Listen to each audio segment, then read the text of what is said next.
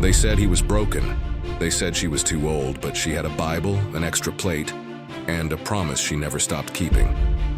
He never called her mom, but he never left her side, and when she was gone, he kept her table full. What you're about to discover will shatter everything you thought you knew about second chances. In the forgotten town of Elk Hollow, where time moves like molasses and secrets buried themselves deeper than tree roots, a 71-year-old woman was about to prove that some miracles arrive in the most damaged packages. Miss Edna Mae Collins had been setting the table for two every single night for 40 years. Even though she lived completely alone, the townspeople whispered she'd lost her mind when her son died in the war. They had no idea she was preparing for something that would change to lives forever.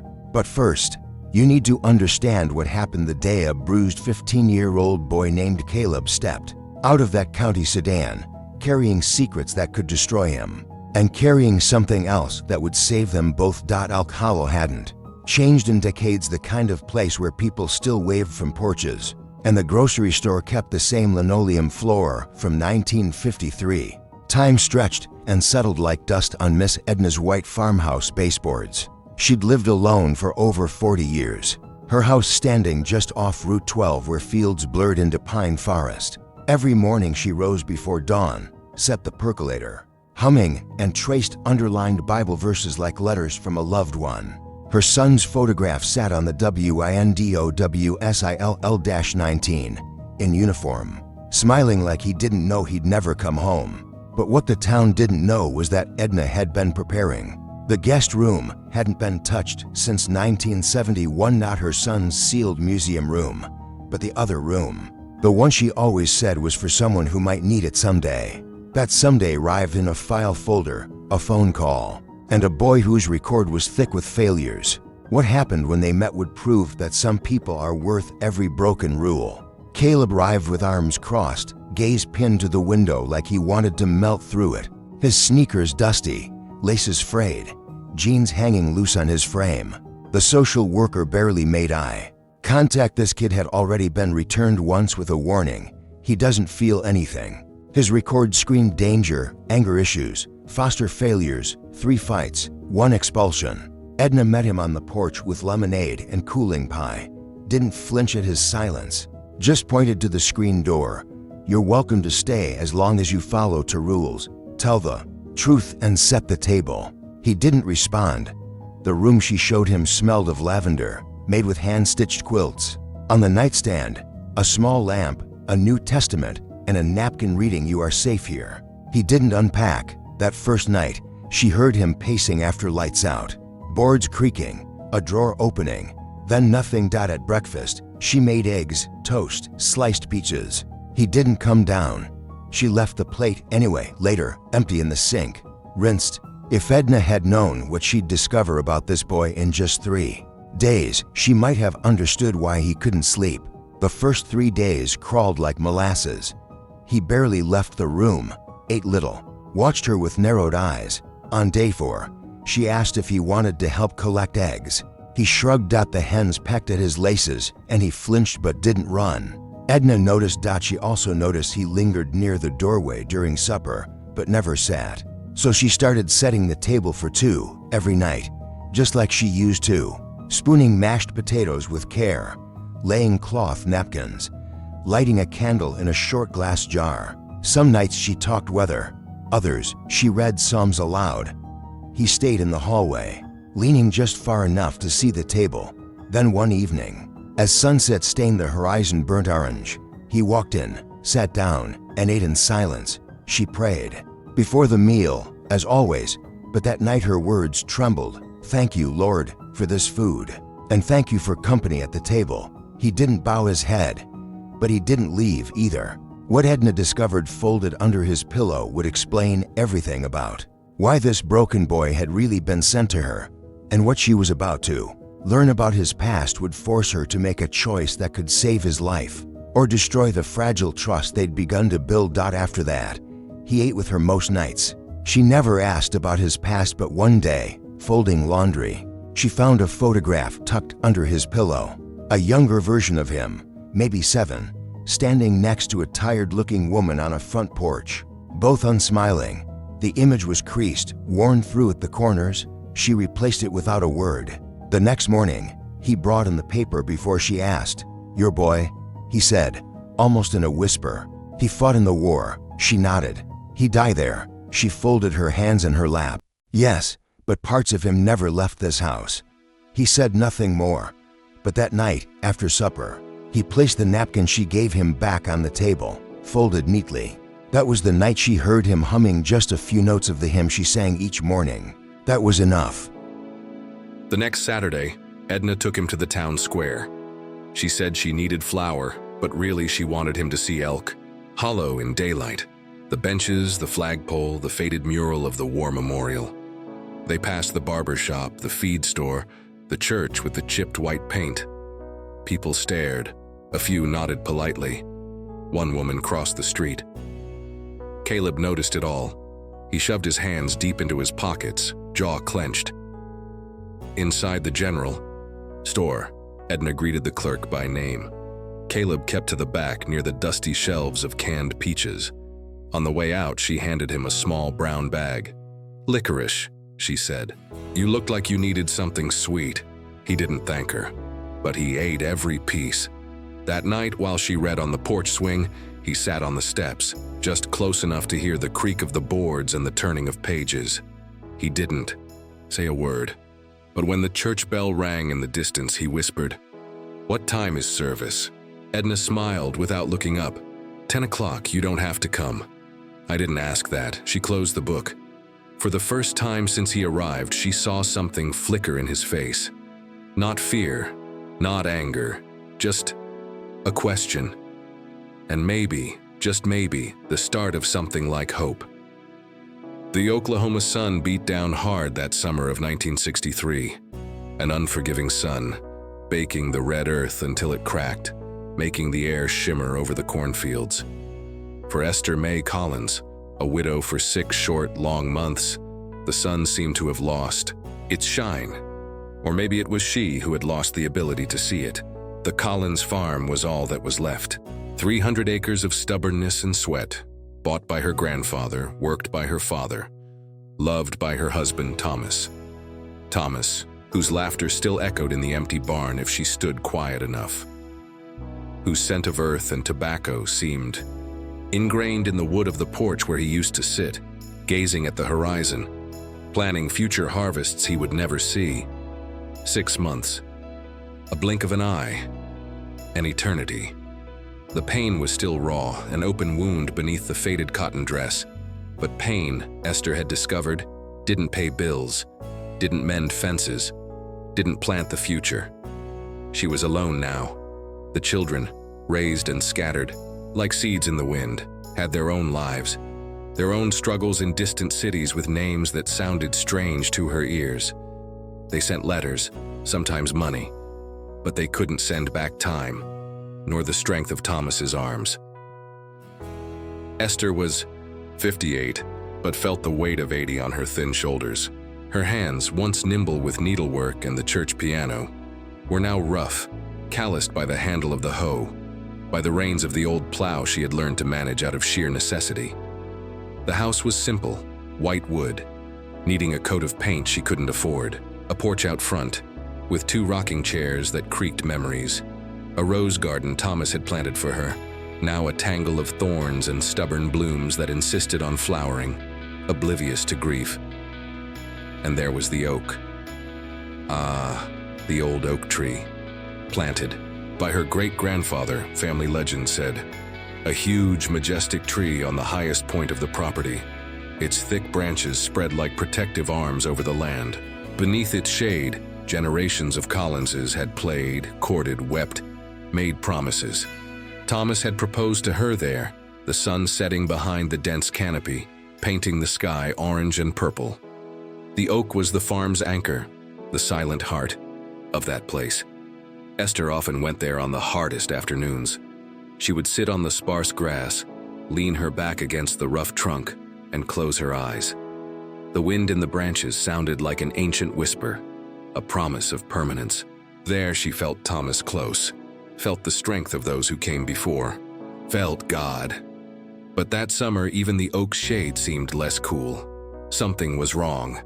An unease in the air, heavier than the heat. It started with glances in town, veiled comments at Mr. Henderson's general store, a strange silence when she entered. The church on Sundays. No one said anything directly, but Esther, raised in the simplicity of rural life, knew how to read the signs. Knew the most dangerous snakes were the ones that slithered through the tall grass without a sound. Then, the letter came. Official. Stamped. Cold. A debt. A huge debt. Registered in Thomas's name. A debt she never knew existed. With a bank in the next town. A bank whose name she barely recognized. Impossible. Thomas was methodical, careful. He noted every penny spent, every sack of seed bought. He would never take out a loan that size without telling her. Would never put the farm at risk. It was a mistake. It had to be. But the letter was clear. The signature, though shaky, looked like Thomas's. The payment deadline was short. Too short. The sheriff, a man named Brody, came personally to deliver the second notice. A burly man with a face that looked carved from stone and eyes that wouldn't meet hers. "I'm sorry, Mrs. Collins," he said, his voice deep, inflectionless. "The law is the law. Law. What law was this that stole a widow's ground before her tears had even dried? But Sheriff, my husband never—" she began, her voice choked. "The papers are in order, ma'am," he cut her off, adjusting his hat. "Signed, registered, the bank wants what's theirs." The bank? Or someone behind the bank? Esther thought of Silas Croft, the neighbor, a man who had always coveted the Collins land. A man with new money from who knew where, and a cold ambition in his eyes. He had made an offer for the farm right after Thomas's funeral. A low, insulting offer. Esther had refused, firmly. Croft had smiled, a smile that didn't reach his eyes. "You'll regret it, Esther May," he'd said, almost a whisper.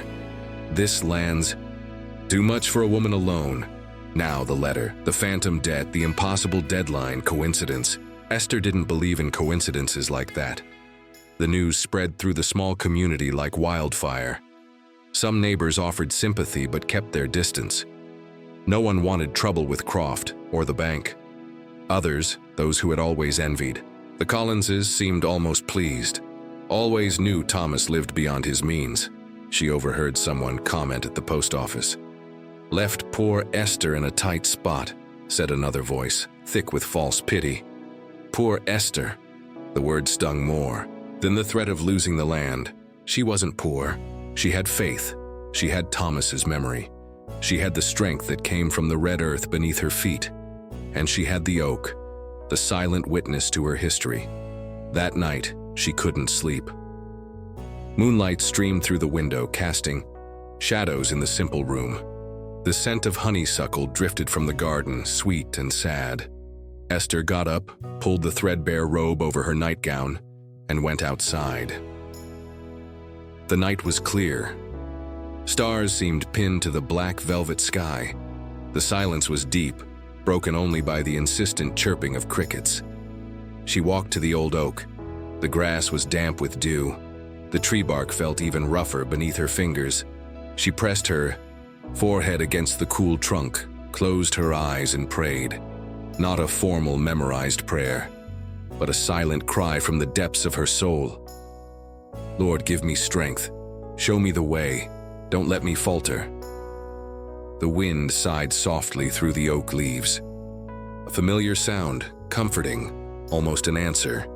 She stayed there a long time, feeling the solidity of the tree against her body, feeling the history of that place running in her veins. That land wasn't just dirt. It was blood. It was legacy. It was promise. They couldn't take that from her, not without a fight. An owl hooted. In the darkness, a lonely, strong sound. Esther took a deep breath. The night air cleared some of the fog of fear and confusion in her mind. The pain was still there, the uncertainty too. But something else was beginning to stir. A spark, an ember of stubbornness that the wind of adversity seemed to fan.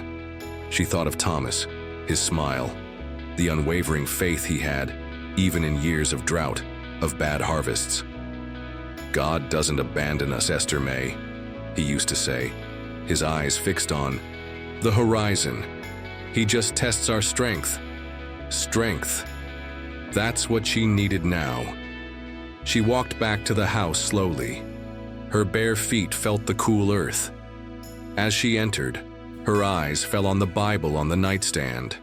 The family Bible, with its worn leather cover, its yellowed pages marked by generations of readers. She opened it at random. Her fingers stopped on a verse from the book of Joshua. Have I not commanded you? Be strong and courageous. Do not be frightened and do not be dismayed, for the Lord your God is with you wherever you go. Strong and courageous. The words echoed in the quiet room. Esther closed the Bible. A lump formed in her throat, but it wasn't from despair. It was from resolve. They could have the papers. They could have the twisted law on their side. They could have the power of money and influence. But she had roots, deep roots in that red earth, roots intertwined with those of the old oak, roots no man could easily rip out. The fight was just beginning. The sun rose the next day, relentless as ever. But something had changed in Esther May Collins. Her gaze, once clouded by grief, now held a different glint, a glint of steel. She made coffee, strong and bitter, ate a piece of day-old cornbread, put on her best dress, the navy blue, one she wore on Sundays, pinned her graying hair into a firm bun, and walked out. She didn't go to the fields that day. She went to town. She needed to find a lawyer, someone who believed her, someone who wasn't afraid to stand up to Silas Croft and the bank. She knew it wouldn't be easy. Lawyers cost money, and money was something she didn't have, but she had determination, and she had a story to tell, the truth. As she walked down the dusty road toward the spot where the bus stopped once a day, she looked back at the farm. The white house, the faded red barn, the fields waiting for the plow, and on the highest point, the old oak, a silent sentinel, its branches seeming to wave in the morning breeze, a symbol, a promise. She wasn't alone. The next Sunday, Caleb showed up to church. He wore a collared shirt she had ironed the night before, and jeans without holes. His hair was damp, combed back awkwardly, and he walked half a step behind Edna like he wasn't sure where to look. The sanctuary smelled of cedar and lemon oil, wooden pews, stained glass windows with flaking edges, a choir of 12, a congregation of 50, give or take. Heads turned. A few nodded politely. One whispered behind a bulletin. Edna didn't flinch. She led him to the third pew on the right, sat with her back straight and folded her hands as the organ started. Caleb sat still the whole hour, didn't sing, didn't stand for the prayer. But he watched, closely. And when the pastor read from Luke, the story of the prodigal son, Caleb's jaw tightened. That night he asked Edna if she believed people really changed. She paused. I believe God doesn't give up on people, even when we do. He didn't answer, just nodded once and went to bed early. By midweek, things had shifted. He fed the hens without being asked, helped Edna cover the tomato plants when frost threatened, replaced a light bulb on the porch. Then came Thursday. He was walking home from the market alone, a brown sack of flour tucked under one arm, when two boys from the school, Tom Callister and Brent Fay, crossed the street toward him. They were both bigger. Local boys, sons of families who had been in Elk Hollow since the First War. Tom stepped in front of him. Didn't know you could read, foster kid. Brent knocked the bag from Caleb's hands. White flour exploded across the pavement like a snowburst. Caleb stared at it for a second. Then he bent down, slowly, scooping the torn bag into his arms. Tom kicked it again. Don't you got prison to be in? Caleb's hands clenched, his jaw locked, and for one awful second he almost swung, but he didn't. He looked at them both, then at the mess, then turned and walked away. His ears burned with shame. His back itched with every step like he was walking through fire. But he didn't go back. He didn't run. He didn't throw a single punch. Edna was on the porch when he arrived, dusted in flour. He said nothing, just dropped the ruined bag by the kitchen door and went straight to the backyard. She followed a few minutes later, found him sitting at the base of the oak tree, arms around his knees. He didn't look up. She sat beside him, close enough that their shoulders touched. After a while, she spoke. "You want to hit something?" He nodded. "You didn't." He looked down at his scraped knuckles. "I almost did," she nodded. "Almost matters means you still had a choice." He closed his eyes. "They'll never see me different, will they?" She was quiet for a long moment, then said, "Maybe not, but you're not here to prove anything to them." He opened his mouth, closed it. His throat worked like he was swallowing glass. "You're here to grow into someone who doesn't need to be seen to matter." And that somehow landed. The next day he was up before her, coffee already brewing. A fresh bag of flour on the counter, there was a note. Took the long way home, didn't break anything. That weekend Pastor Harris stopped by, said he'd heard about the incident. "I just want to be sure you're safe, Miss Edna." "I am," she replied. His eyes flicked toward the barn where Caleb was hammering a loose board back in place.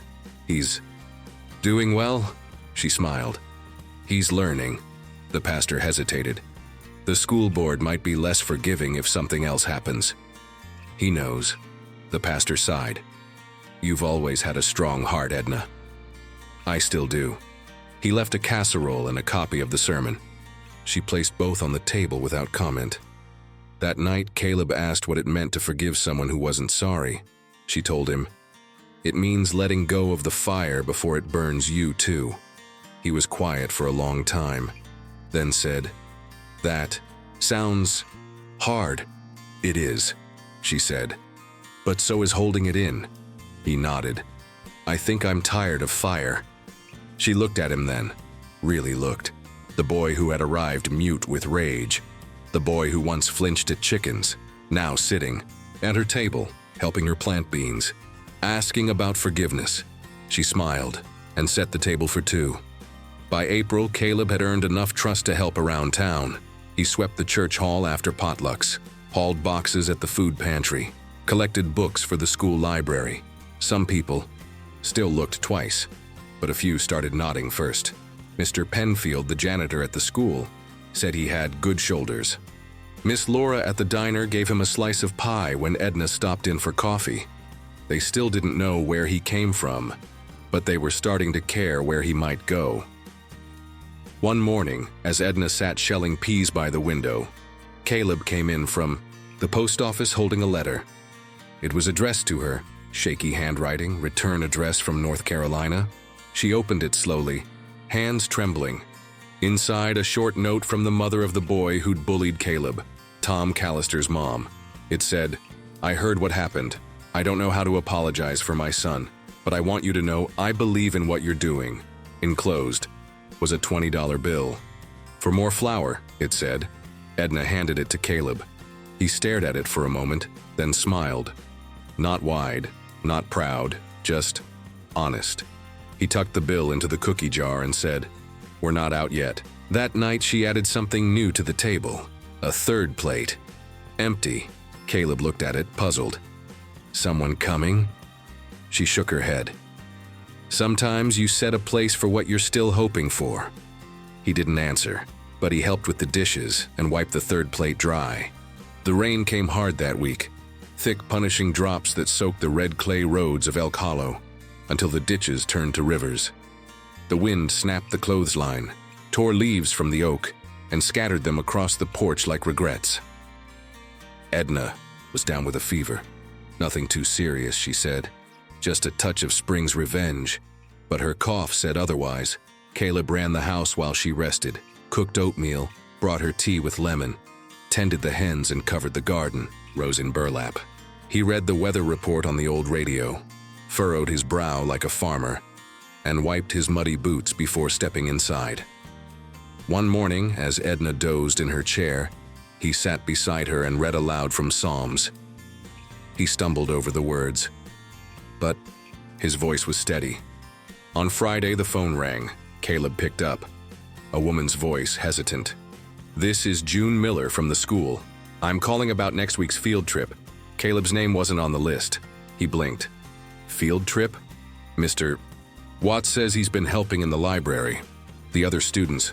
She hesitated. Some parents aren't comfortable. We thought maybe it was best if he didn't attend. He didn't respond, just hung up. Edna stirred. Who was it, dear? No one, he said. Wrong number. But his hands were shaking. That night, he didn't eat. Just sat at the table, staring at his fork. Edna watched him for a long time, then said, "It was about the trip, wasn't it?"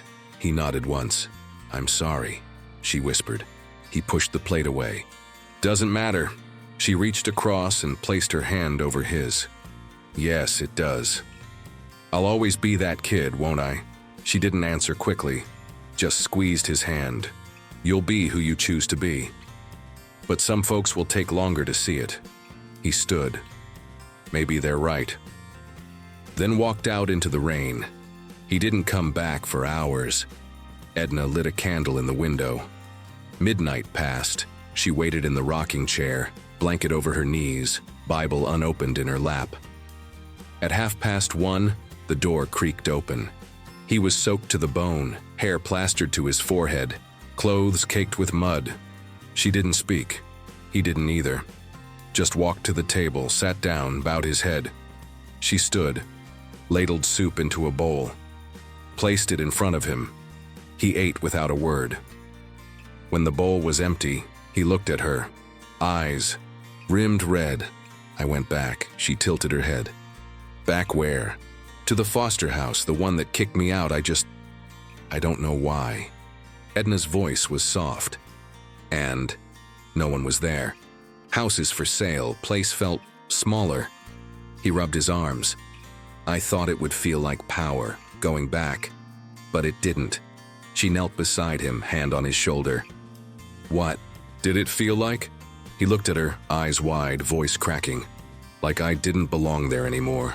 The next morning, Edna woke to find the floor swept, dishes clean, and a list on the table. At the top, in neat, blocky handwriting, things to fix, chicken wire by garden fence near the road window latch in her room. She didn't cry. But she folded the list and kept it in her Bible. The following week, Mr. Watts showed up with a man in a suit from the county. Caleb had overheard them outside. Something about inspections, past records, placement status. His stomach turned. He waited by the oak tree, counting his breaths. Then Edna came out, told the men firmly, "He's not going anywhere." They murmured something about procedures. She raised her hand. "My son died in a war no one talks about anymore. This boy's fighting one no one sees. And I won't bury another." That was the end of it. The county man tipped his hat, and they left that Sunday. Caleb came to church wearing a borrowed blazer and polished boots. He sat beside Edna, and when the organ played, he sang. His voice was low, uncertain, but the sound filled the pew. And when the congregation turned to pass the peace, more than a few people looked him in the eye and smiled. Spring gave way to summer. The garden came up full, peas, squash, and rows of sweet corn.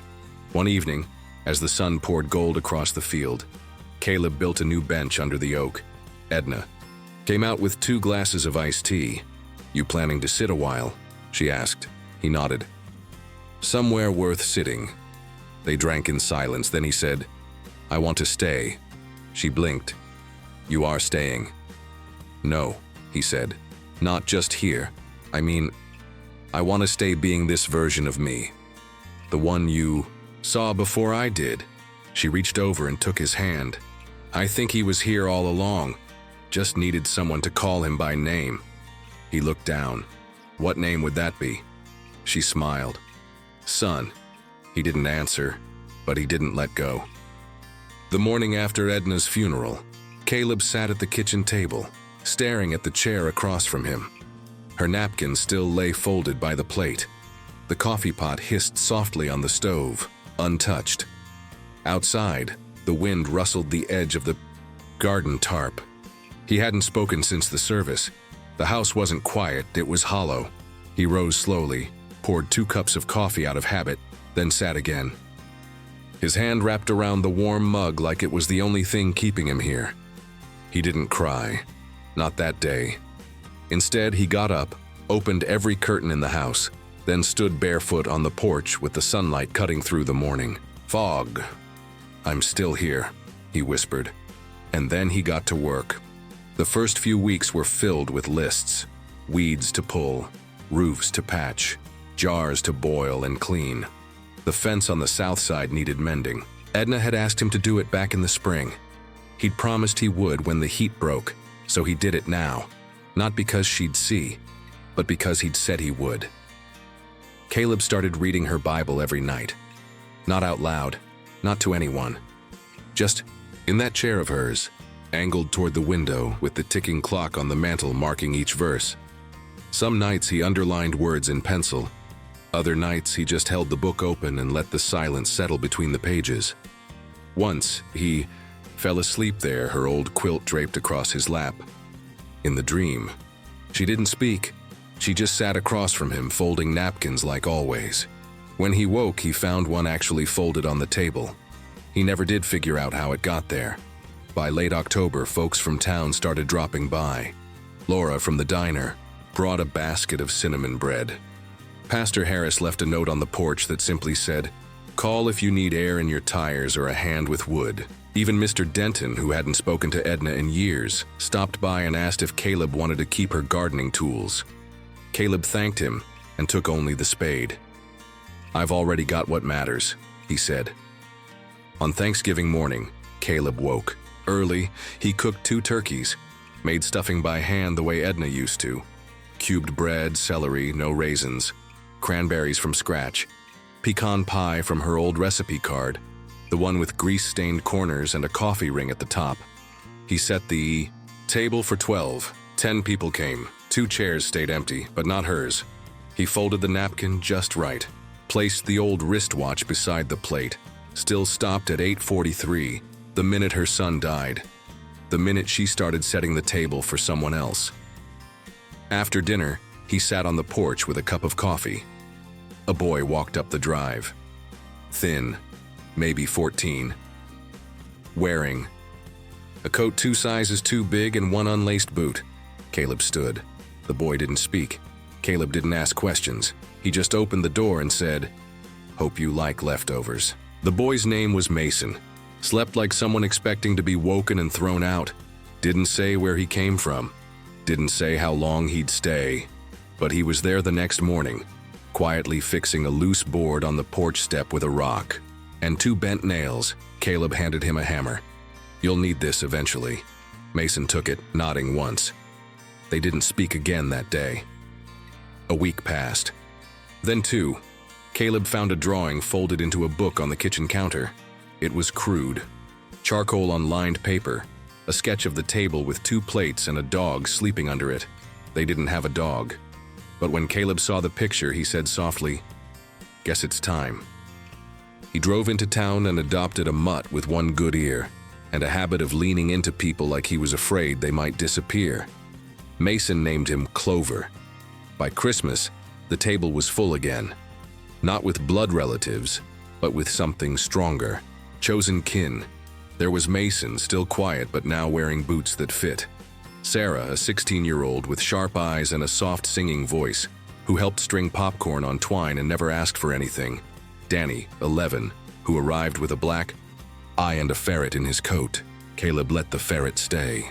He figured anything loyal enough to hide in a jacket deserved a home.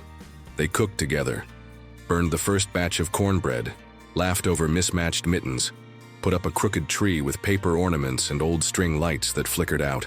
Every 3rd bulb. Caleb watched it all from the kitchen doorway. The sound of laughter didn't echo in the house anymore. Now it filled it. One night in January, Mason came into the living room holding Edna's Bible. "Is it okay?" he asked. Caleb nodded. "She'd want you to." Mason sat and opened it carefully. There were notes in the margins, dates, names, a single line underlined 3 times in Psalm 27. "Wait for the Lord, be strong and take heart, and wait for the Lord." He traced it with his thumb. "She was waiting. For you," Caleb said quietly. "For me." for someone who'd wait for someone else. In the spring, they built a chicken coop.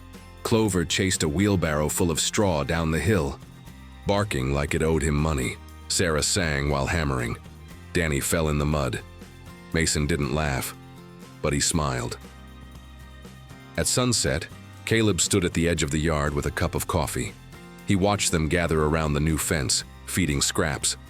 To the hens, none of them knew the details of each other's pasts, but somehow they fit, like different threads sewn into the same quilt. That summer, a storm rolled through, tore shingles off the shed, ripped the laundry line in half, flooded the road for 3 days. They huddled inside with lanterns and a fire in the hearth. Mason read aloud by candlelight. Danny fell asleep on Clover's belly. Sarah taught them how to mend shirts by hand. When the rain finally stopped, Caleb stepped onto the porch, the air thick with the smell of pine and soaked soil. He looked out over the broken fence, the scattered branches. He whispered, "She would have said this was the part where we dig deeper," and that's what they did. One Sunday morning, Mason asked if they could go to church. Caleb stared at him for a second, not because he was surprised, but because the boy's voice didn't shake when he asked. "We don't have nice clothes," Mason added quickly. Caleb smiled. "God won't mind." They walked down together, all of them, Clover included. They sat in the last pew, quiet present. When the pastor looked up and saw them, he paused, then smiled and changed his sermon on the spot. "Today," he said, "we're talking about what it means to rebuild a house, not with wood, but with faith." By fall, Caleb had started a small routine with the kids. Fridays were for work, fixing, painting, digging. Saturdays were for soup and silence.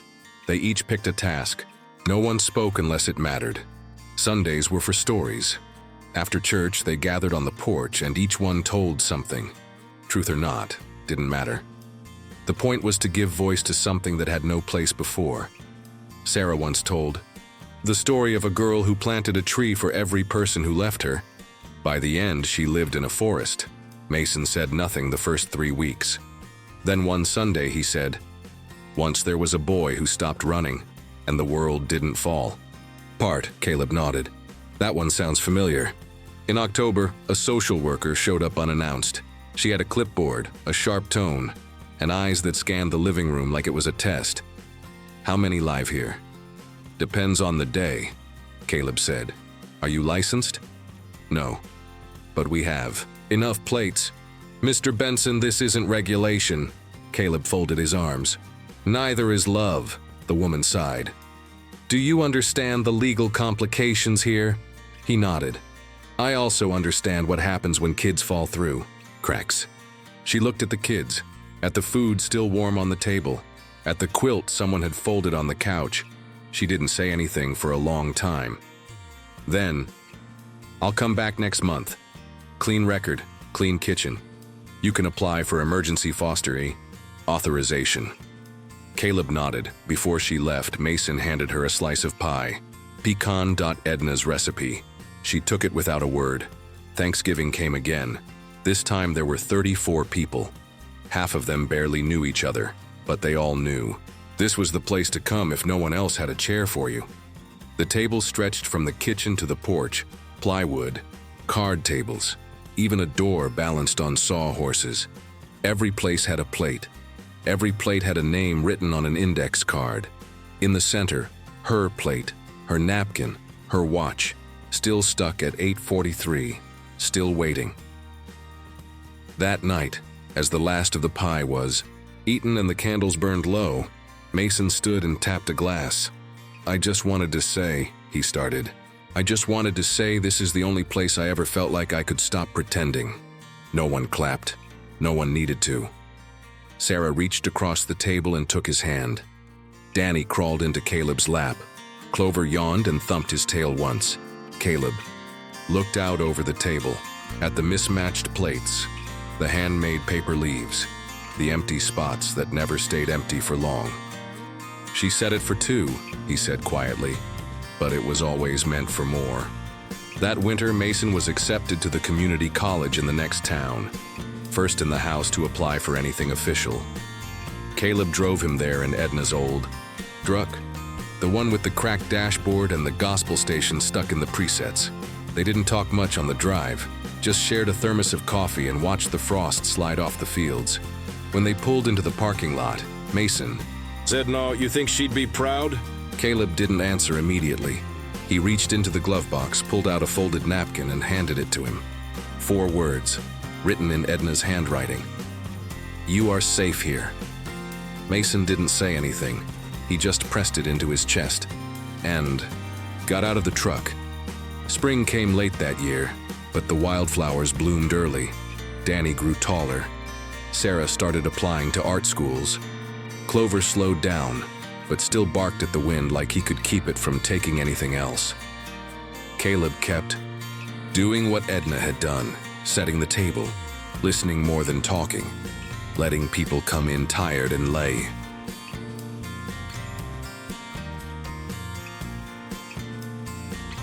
Thanks for spending time with us today. If this story meant something to you, pass it on.